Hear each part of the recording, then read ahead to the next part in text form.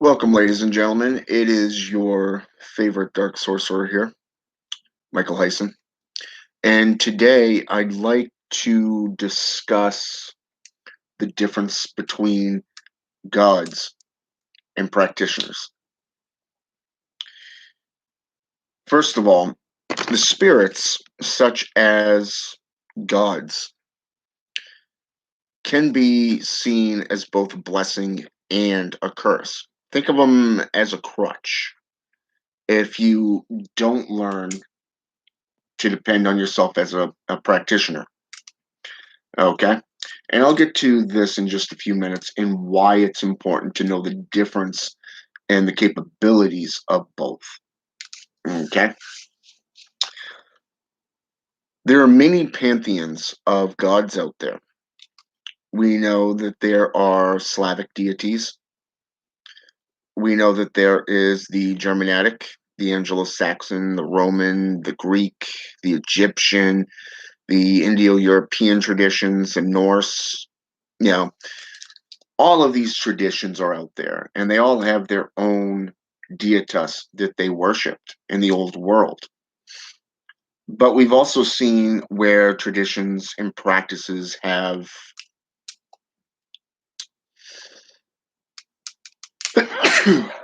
excuse me.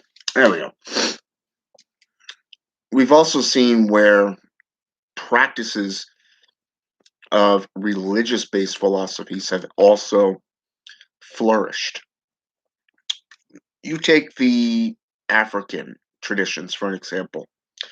We've seen how a lot of these have not only gone through the French quarters, the British Isles, going down into Haiti and Cuba, South America, Central America, and North America. But likewise, we've also seen how they've splintered off in their differences, much like Quimbanda, Santeria, Palo Mayombe, Voodoo, and Santa Morte, not to mention Umbra.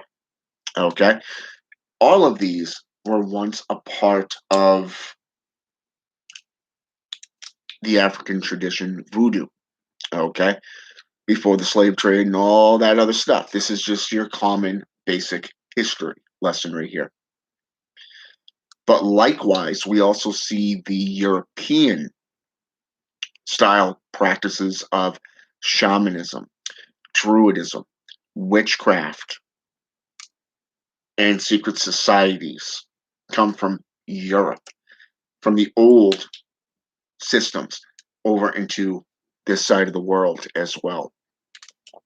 And this basically created a link between the Western culture and the Eastern traditions of practice and sorcery. All right. Now, when we think of the gods, when it comes to these practices, you have the Spanish dietas known as La Santa Muerte. Okay. This is a practice that is mostly practiced around Spain, Portugal, okay, region of the old world. But then down in Mexico, South America, we've also seen, including a little bit throughout the United States, the southern United States, we also see Santa Muerte, okay, which is a whole another goddess that was based off this one deitas from Spain, okay. Now, voodoo has splintered off into Palo Mayombe, Palo Monte, Cambiza, Umbra, Quimbanda, Santeria, Haitian voodoo, hoodooism, and the like. Okay. So, of course, you're going to have the Loa going from LWA, from the African tradition, and into the Haitian, all the way down into New Orleans aspect of voodooism, spelled L-A-O, or L-O-A, I should say. Loa. Okay. Now, what's interesting to note is the same practices and thought forms of gods from Freya, Hecate, Hel, Isis, Thor, Hades, all the way down into Ra, Set, and Thoth, even Loki. These are all beings. They're highly worshipped over here today on the Eastern and Western cultures. Okay. And they can do a lot of things for you. Okay. And I mean a lot. The more you worship, the more you pledge yourself as a practitioner to them, building up their trust, building a relationship with these beings. They begin to give things back. Okay. And this is something that we see all the time. But like I said, they can become a crutch. And you see this more and more through the forms of the practitioners today in the world. Okay. You take a lot of these practitioners, they have encamped themselves into certain traditions, certain coven based systems and societies, where much like the JCI, it is my way or the highway. Diana, Konunos, Pan, Bacchus, Hades, Satesh. These are just all the god forms of the male masculine. Now, Diana, Hecate, Morgan, Isis, okay, Morgana, okay. These are the feminine deities.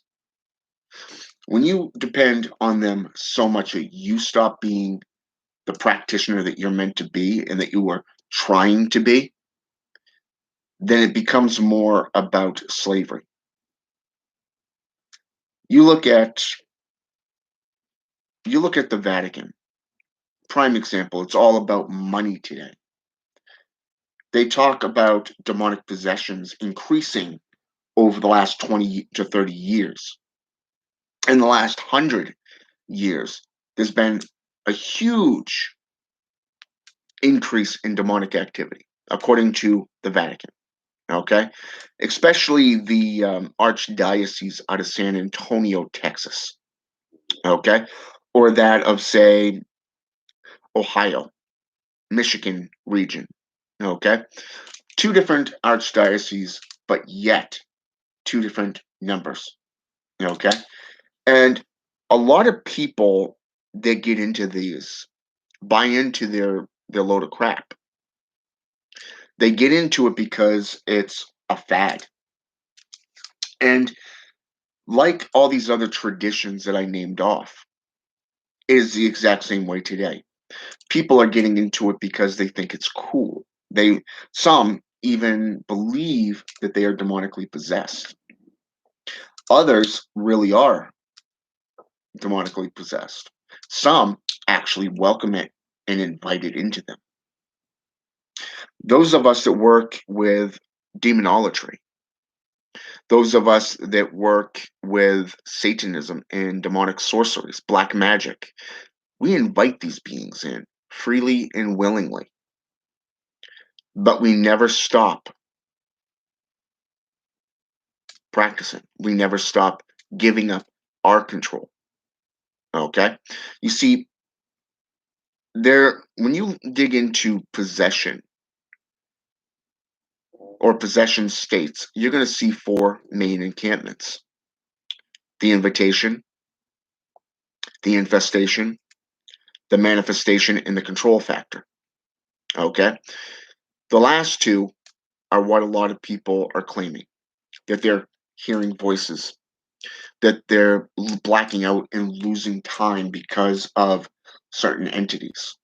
Okay?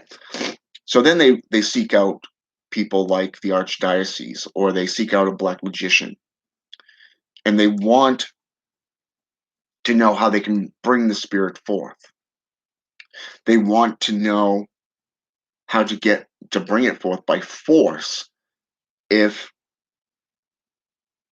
it doesn't work through invocation or evocation. Is there some kind of magical spell or wording that will manifest the spirit? Okay. Now, in grimoire traditions, like the Grand Grimoire or the Grand Grimoire Red Dragon, the constitution of Pope Honorius, or that of, say, certain Hebraic systems of magic, like the Kabbalah or Hermetics. They utilize names of power, okay?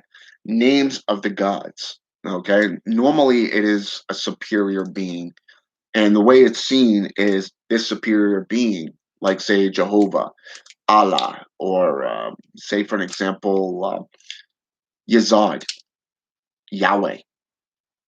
Saying these names of power will force a demon to do whatever you want. It's like having the rod of power, okay? The rod of power, threatening a demon to do what you wish, threatening it to bring it into compliance, okay? This is the corrupt JCI thought form. I have never had to threaten a demon. I have never had to control a demon, because it's always about free will. If you invite a spirit into you, allow it to be so. Okay? Allow it to be so. There is no halfway, there is no quarter way. It's either the whole way or don't do it at all. Okay? If you're too much of a fucking pussy to invite them in freely and to let them work with you because you want to be stuck in the past and be stuck with the JCI corrupted thought form, that's on you. But don't come crying to us when you can't deal with it or you can't hack it. Okay? Because practitioners of the dark arts, practitioners of necromancy, work with spirits out of choice. There are two classifications of necromancy, two classifications of spiritual divination, or divination, rather. Rejuvenation of corpses and that of conjuration. Okay? We know this because of the fact that we work with this. I am a spiritual a person. I am a practitioner that is a necromancer and a traditional Satanist. It's been a long road to get to where I'm at. I'm talking 30 years. That's 3 decades. Okay? It's things that you don't learn overnight. Okay? And even through invocations or evocations, there are certain things that you have to apply to. Think of it as a give and take factor of spiritualism, working with these gods, working with these spirits. You can put forth a petition.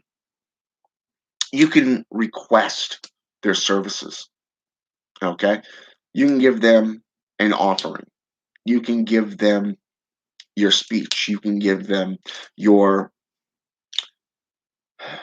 overall loyalty, as long as you don't give up who you are and what you're about. You see, this is the thing that I've been seeing a lot lately.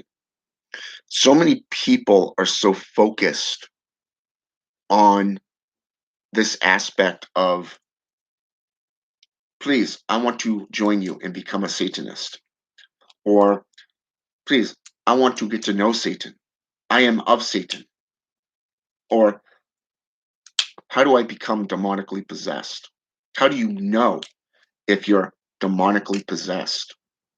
These are two main things that I've been receiving a lot lately within my Gmail, within within a lot of my messages. I opened up last night, well, I should say early this morning, about 12:30, 1 o'clock. I ended up getting a message that somebody wanted to get in touch with me. And it turns out this person was referred to me by a good friend of mine, a fellow black magician. And it kind of makes you wonder, why didn't this magician help this woman? Do they have a personal connection? And if so, that would explain why he referred her to somebody else, so that it did not become a bias involvement of the spiritual sense. A lot of religious-based philosophies literally don't condone working together in that fashion because of the fact that it becomes biased, it becomes corrupt, and it's a misinterpretation. Either a more dominant consciousness submit and it basically overpowers that subservient consciousness state. Okay, and because we live in a society that is based off JCI, the Judo-Christian institution, we see this a lot, where the woman is subservient to the man. Okay, this is just how they're bred. This is how they are indoctrinated into believing that women are second-class citizens. Not like the old days where you have the hexa, the strega, okay, and European traditions where most of these were actually women doing these practices. Okay, they were doing necromancy. They were doing Nikia. Okay, in ancient Greek. Ancient Greek. Okay, Nikia is the ancient terminology of spiritual conjuration for divining purposes. Okay, and like I said, there's all kinds of ways to work with spirits. There's all kinds of ways to work with a pantheon or that of gods themselves, like say demons, the jinn, Loa, or the Ugan. Okay, but keep in mind the history of these beings as well has also evolved and changed throughout the ages. For an example, what we know as the Ugan in Pedro Mayambi and Santeria today being the same interpretation as the Loa, with certain abilities, certain crossroad advantages, opening up portals and doing things for you on a physical level, much or spiritual level, much like that of the Holy Ghost within the JCI, or that of, say, the Son. Okay, the bastard son is what I call him because that's exactly what he is. He's the idiot son. It's like you gave up your life for that, for it to be dead. I mean, come on, think about it. Even the Bible states this. Okay. But here's the thing. That's just my interpretation of it, though. Everybody has their own interpretation. I will tell you that right now. But here's the thing. This is the main thing I want to get across. In history, things change. Things evolve.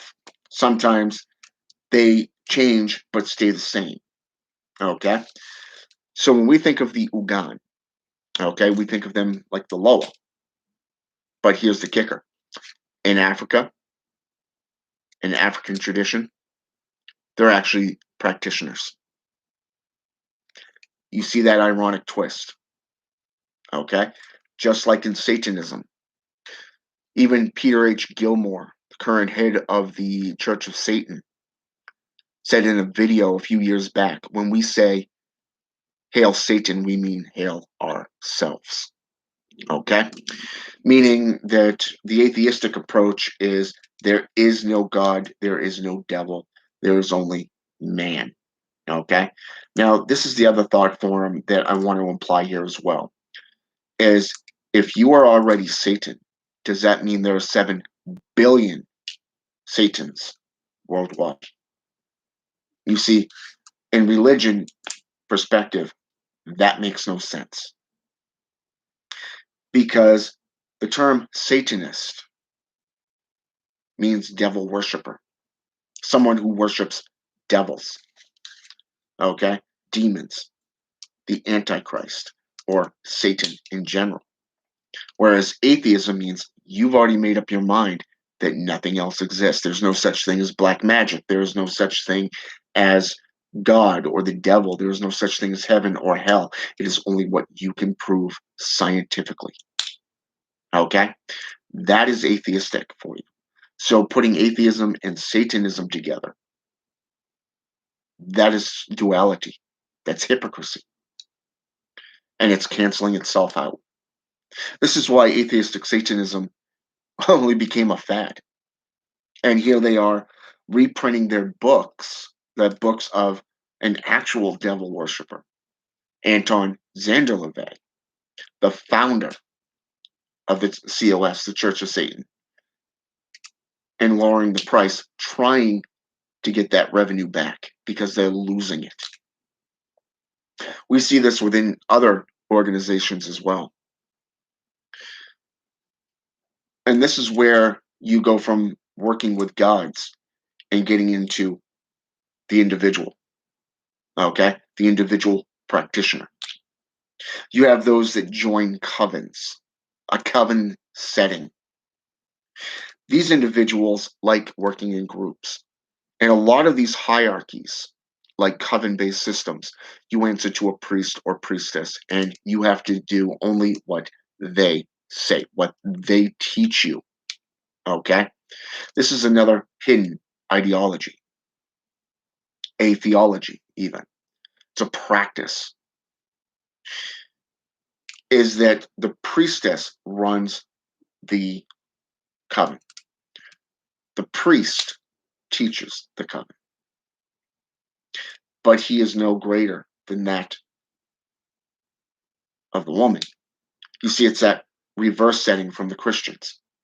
The man answers to the woman, whereas the woman answers to the man. You see that little flip side there. Now, here's the thing. If you try to learn something that is outside that coven, you're labeled a warlock, an oathbreaker, and a betrayer. This is the Anglo-Saxon and European setting of the terminology. The more modern day, going back about 1,000 years to the witch trials and the JCI indoctrination of corruption. Okay? So, as solitary practitioners go, you learn to handle things. You learn to incorporate things that work for you. Okay? For an example, a lot of solitary practitioners look at all of these religions out there and they try to incorporate what works and they disband what doesn't. Okay? Like today, we have Christian witches, we have Christian Satanists. Okay? We have radicals within all these practices. You have a lot of individuals out there that are trying to find commonalities within these religions and try to find a coexistence between them. The only system that I know of outside of the Gaelic or the Scandinavian is the Slavic and Russian, where they have actually incorporated the JCI quite successfully in their pagan practices. But even on a solitary practice base, their rituals work with a lot of things. Sometimes it is their perception of the terminology that differences those of, say, modern society.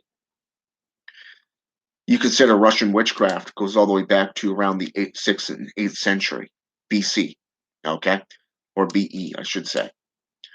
But what's ironic is that how they incorporated both of these systems and actually made it work.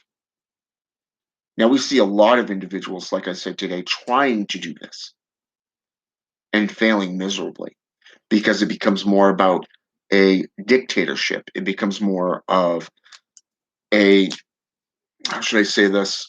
It's more about a hierarchy of control. It becomes more about money. It becomes more about a religion um, business than it is actually spirituality.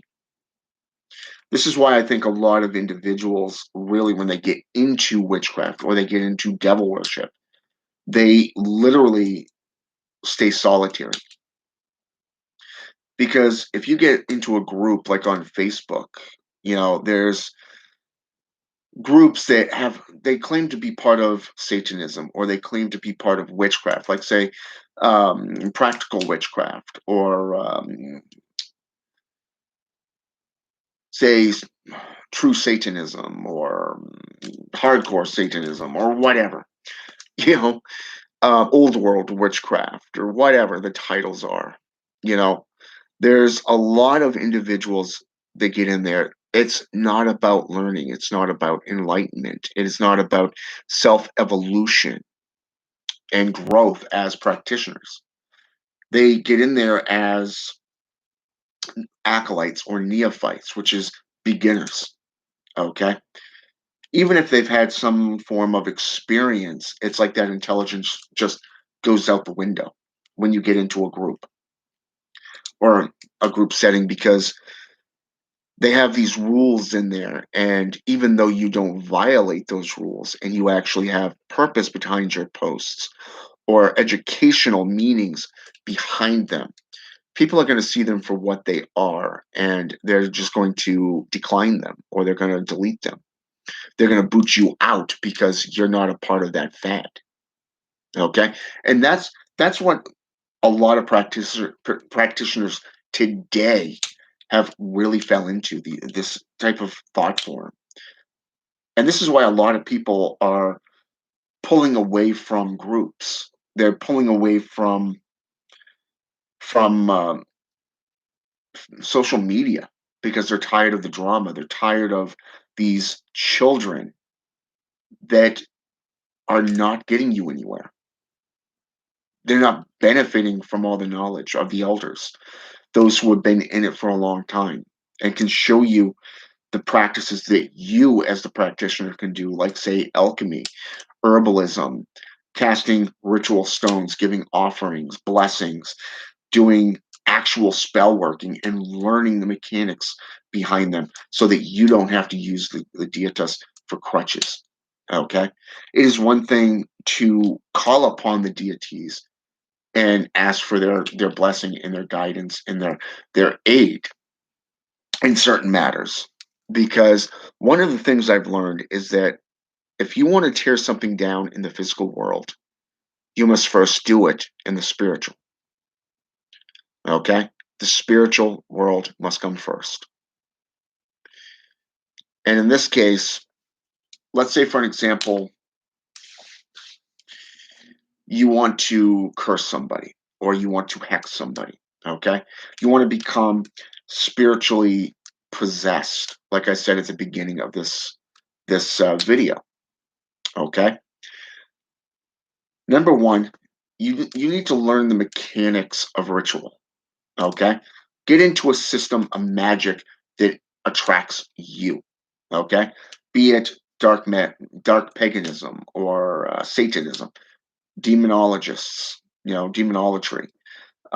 Get into witchcraft, and start practicing a form of spiritualism. Start practicing the actual mechanics, master them, master the pillars of the five cardinal directions in the form of a pentagram or a pyramid stature. Okay, make the deals, make the the relationships. Okay, but most importantly, when you're ready, start calling on the beings that you want to work with. You know, a lot of people when they get into witchcraft, they immediately go to Hecate. Okay, they immediately go to her because she's known as the goddess of witchcraft. So it's like, oh, let's go with her. But what about going beyond that? What about moving beyond that, going into history, mythology? What about actual practices through your own dealings? It only goes so far. It's like, the JCI, the Judo Christian Society said it best. It's called intermediary prayer. Okay? When you go into a ritual setting and you start praying to a god or goddess, be it a demon, be it a jinn, an ugan, a loa, okay? You're praying to them, and eventually, sooner or later, your prayer goes up and up and up and then stops. The spirit that you're working with goes down and descends and eventually meets halfway. And when that happens, Where you leave off, the spirit takes off. Okay? And what do I mean by it takes off? It's called intermediary or intercessionary prayer for a reason. You get to a certain point and then you become possessed of the spirit. Look at the book of Acts, for an example, in the Bible, chapter 1 of the book of Acts, 1 through 4, okay, or 1 through 8, depending on your translation, okay? So many commonalities of people come from different regions of the world, different languages, and they came together and they for one purpose, and that was to worship their God. Right here, we see a commonality, okay? The same between what you're doing from a ritual working and a root working, path working, okay? A tradition, no matter what style of magic that you're practicing, you're seeing that commonality when you get together with others, okay? As a coven setting. This is a current. And when you worship, you're praying, you're hollering out, if you want to do what the apostolics do and they cry, they jump up and down, they hoot and holler, they run around the pews, okay? It's that energy raising technique, much like in a satanic mass. Everybody has that common goal. Or in a ceremonial ritual setting from paganism or Wiccan practices. You see that current working in that one direction, that common goal, which is to achieve gnosis or victory on what your aim is or what your goal is and your intent. And when you get to that setting, as you're praying and you're doing all this, eventually the deity is going to see it, descend or ascend, and meet you halfway. Okay. And then they're going to take you even further beyond. Okay. You look at invocation and evocation. Same exact thing. When you're doing an evocation, you're bringing that spirit into you freely and willingly. It's Indomus de ornament ausium. Okay. Memento mori. Okay. Welcome to the House of Golden Bones. Okay. This is where you are inviting them into yourself. Okay. You're inviting them here to commune with you, to be a part of you, to work with you. This is why you have the Nganga, okay, the spirit box, or in this case, the spirit cauldron from Pedro Mayumbi, Santeria even. Voodoo has their own version of it, okay? But here's the other thing. In necromancy, you also have what is known as the spirit box. You have the demonic altars that are set up and erected for specific beings who you work with, that you build and forge relationships with, okay, throughout your career as a magician, as a sorcerer. And the more you practice, the stronger your belief is, the more powerful your magic becomes, okay? But as E.A. Wedding so colorfully put it, your black magic is your own. And it's true. What you deal in is your own because you are essentially taking it to what suits you.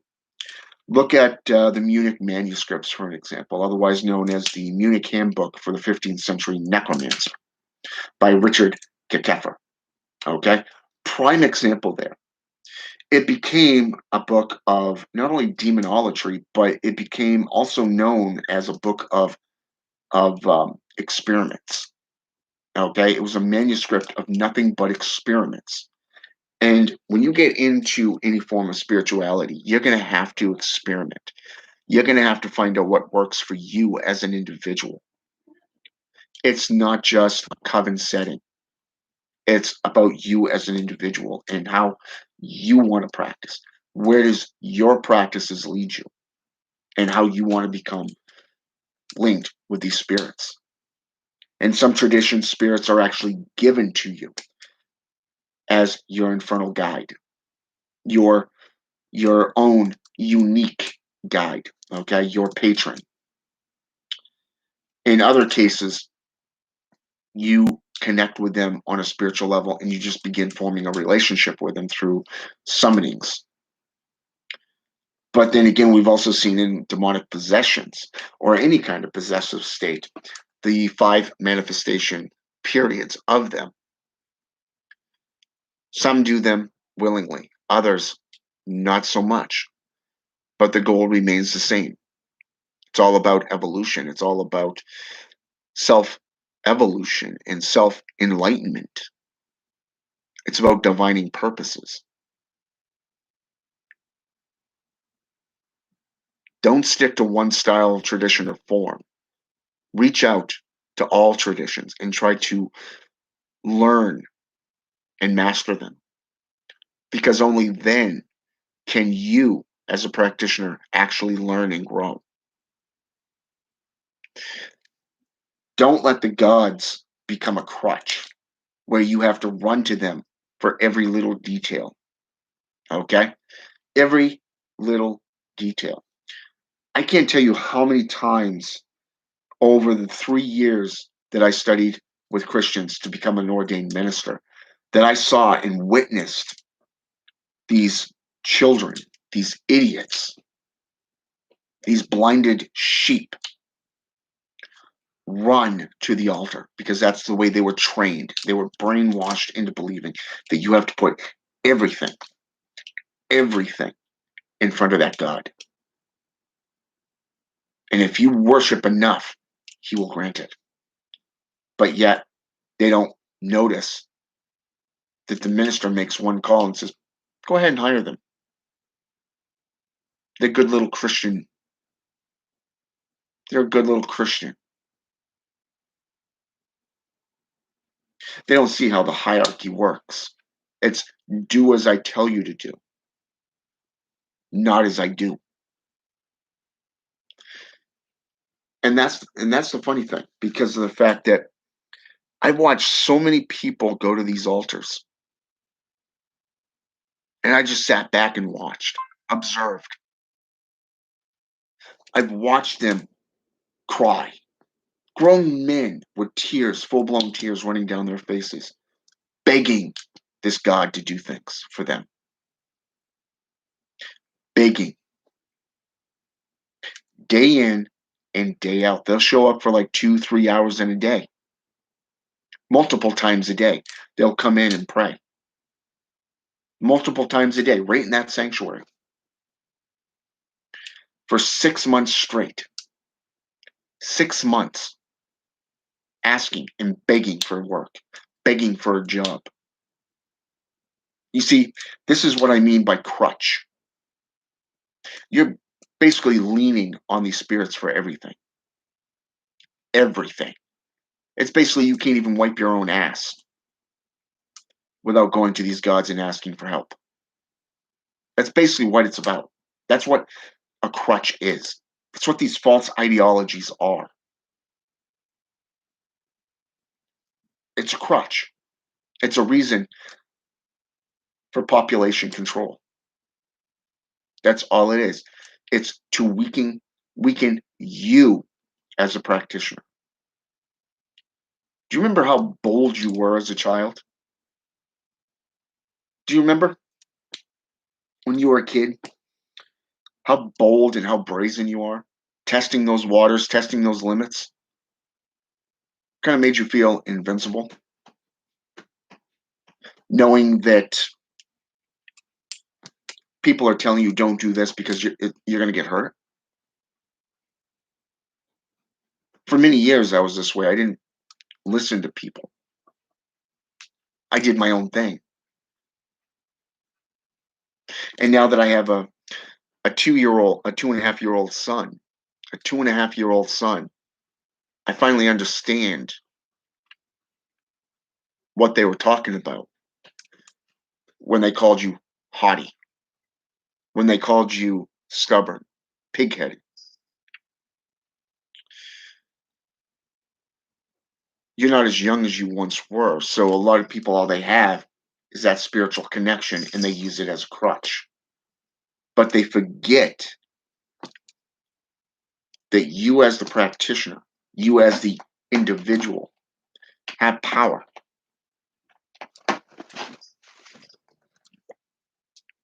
That you have the power Okay? That you hold the power right here, in the palm of your hands. We live in a day of information. Enlighten yourself. Learn. In the past, we see how people go to other practitioners. They practice certain techniques. They're more advanced in these areas than others. You look at the story of Solomon the king, prime example right here. We see where the king sent out his top people. Now he's supposedly the son of David, okay? The son of David. He's a wise man, and he's viewed as this. I mean, he's the guy that ordered the death of a child because he knew that the real mother would rather the fake mother, the one claiming to be the kid's mother, in a false mannerism, would rather see her child be given away than to actually be killed. So, if a man, a practitioner of the arts of Solomantic magic, has this kind of gnosis, this kind of in depth wisdom, then why would he send out his top advisors to find the most powerful seer? The most powerful seer, who at the time during the witch trials was not a good time to be a necromancer, a blood sorceress, a witch, because she basically called him out on his shit, flat out. Why are you trying to ensnare me? You see my point. And this woman, she became documented in history and went down in history as the Witch of Endor. Many practitioners and authors have written about her, not just in grimoire or biblical, but in modern day books. It's the same regurgitated material. But yet, those who delve into the old world, the, the old wives' tales, the folklores, the mythology, and the history, and they start applying it, they're the ones that get shunned. They're the ones that have the power to stand on their own. And they're hated, they're feared, they're rejected because society has been trained to go for these showboaters, these egotists, these who claim to know everything. It's just another form of crutch. It's another form of spiritual crutch. We live in a time where all this information is at our fingertips. So why not go for it? Why not learn for yourselves? Do it for yourselves. In fact, I encourage it. We can take on apprentices. We can teach you the mechanics. But like any parent, eventually we're going to cut that umbilical cord and you're truly going to be on your own. You know, what's that old saying? Some of you may have known it or heard it. When you're 18, your ass is out the door. Start being a man, an adult. Learn, grow, mature. Start living, doing things for yourself. All right? Because that's the only way you're going to grow as an individual. Become the hermit, become the hierophant, become the magician. And if you need advice or you need wisdom that you cannot find throughout history or wisdom or throughout history or mythology, then by all means come to somebody more experienced in the arts. Don't be afraid to refer somebody to a more powerful magician or sorcerer. There's nothing dishonest or dishonorable about that. It's actually quite honorable because it means that you're honest enough to say, I don't know. This is an area far beyond me. Even I, at some times, have had to refer people to more experienced practitioners because it's areas that I don't practice, or it's an area that I have not yet mastered myself. You see, this is honesty. This is boldness. It is honor, integrity, respect. It's about the arts. It's about the science. It's about the practices, and it's about spirits. But you need to find balance, balance and harmony, unison between the physical and the spiritual. Why else would a necromancer or a shaman live with one foot in reality and another in the grave? Think about that for a little while. And I'm going to leave you on that high note to contemplate all of this because I want you to understand it's okay to worship beings, but it's okay to do things yourself. Find that balance to where it's in unity, harmony, and see how you flourish. Rise and fall upon your own works, your own deeds, because that's the way it is. But it's okay as well to work with others. All right? Have a good day, and until next time, enjoy.